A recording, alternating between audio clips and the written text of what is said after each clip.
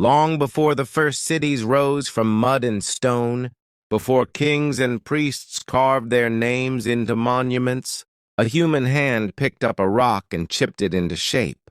At first glance, the object looks ordinary, just a sharp flake, a crude edge of stone.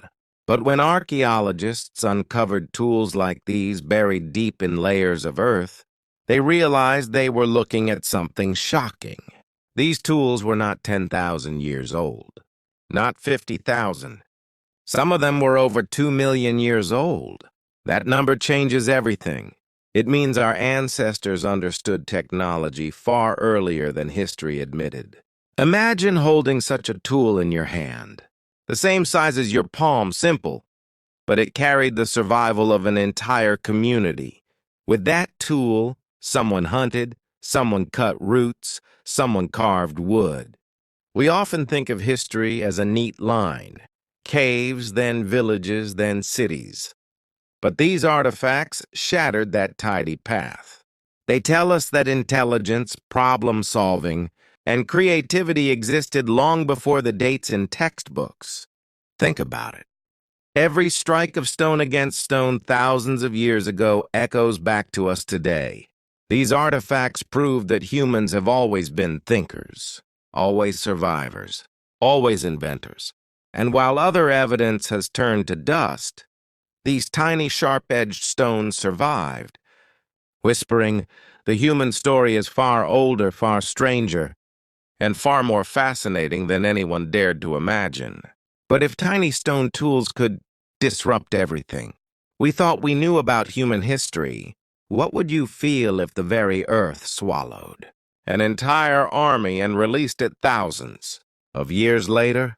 Centuries of silence.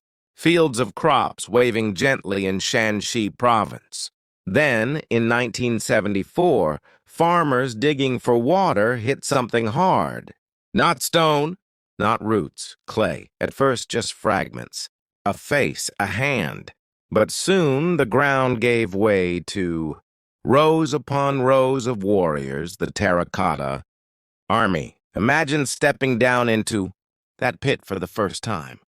Thousands of life-size soldiers revealed by pale light, standing guard in perfect formation, as if waiting for the sound of a trumpet to call them into battle. Every soldier is unique. One has a stern jaw, another wrinkled eyes. Their armor is different. Their hairstyles, their boots, their belts, no detail repeated. These were not mass-produced dolls. They were echoes of real people, captured in clay. And this was no army destined for war. They were guardians for China's first emperor, Qin Shi Huang. He believed that power must follow into death, that even in the afterlife he would rule, guarded by warriors beyond counting.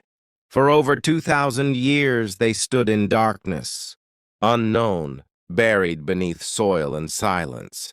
Then the modern world found them, and they became one of the greatest discoveries of all time. To stand among them today is to feel both awe and uneasy, as if you are walking into the emperor's dream, a dream built to last forever. A simple well dig turned into a door into history, a door that led to an army without end. But armies carved in clay weren't the only secret hidden beneath soil, because just one block of stone would soon rescue the voice of an entire civilization. Egypt, 1799. Soldiers building a fort turned up a large slab of black granite. Covered in neat lines of writing, it didn't seem spectacular at first. Archaeologists brought it to Cairo. Scholars huddled over it. And slowly the truth dawned. This was no ordinary stone. On its surface were 3 scripts, the same words carved in 3 different languages. Greek, Demotic, and Egyptian hieroglyphs, and this meant something miraculous. Until then, nobody alive could read the mysterious hieroglyphs cut deep into pyramid walls. They were symbols without voices, silent birds, eyes, and snakes carved in stone. For centuries, hieroglyphs mocked scholars with their secrets. But this stone was the key. Because the Greek text could be read, scholars compared the lines and began unlocking the language of ancient Egypt. Slowly, the voices of pharaohs, priests, and scribes returned. Why is the Rosetta Stone jaw-dropping? Because it single-handedly reopened 3,000 years of history. Entire libraries of ancient carvings became readable because of it. We could suddenly hear what kings said to their gods, what workers recorded on walls, what prayers were sent into eternity. Imagine the chills of realizing that a forgotten civilization could speak again, through one piece of stone. That is not just an artifact, it is resurrection. But stones weren't the only things keeping secrets. Because in another corner of the world, words weren't carved in granite. They were hidden on fragile scrolls, waiting in silence for thousands of years until a goat, of all things, led humans right to them. In the late 1940s, a shepherd boy wandered the cliffs near the Dead Sea. Searching for a lost goat, he tossed a stone into a hole in the rock.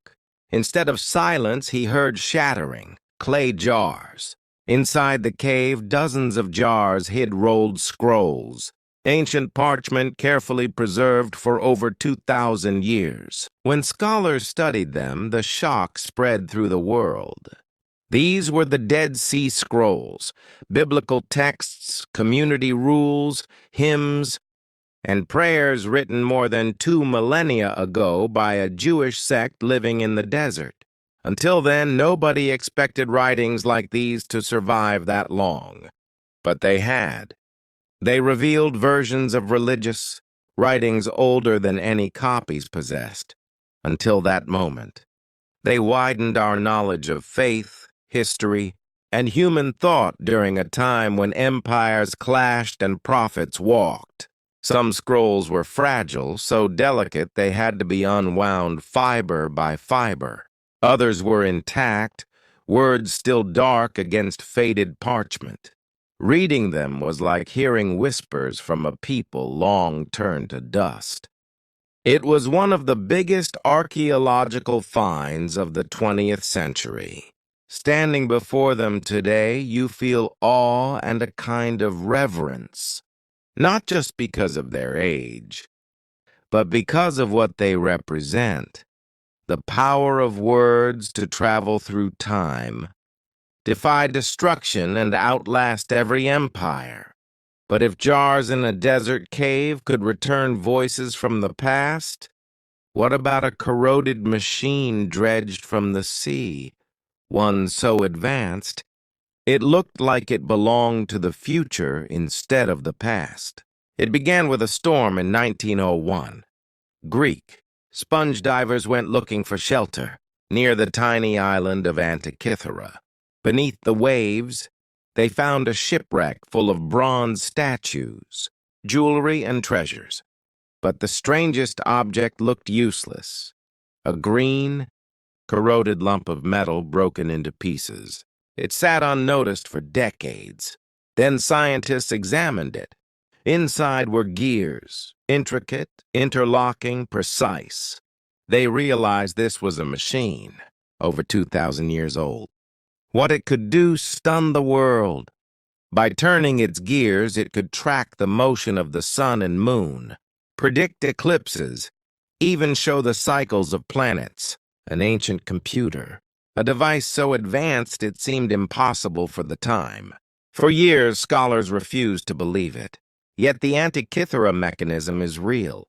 How did craftspeople in ancient Greece build something so complex? How much knowledge was lost when their world fell? Holding it today feels like holding a piece of the future that slipped into the past. It reminds us of something humbling. Brilliance isn't modern. It has always existed. Sometimes it thrives, sometimes it's lost, but it never disappears completely.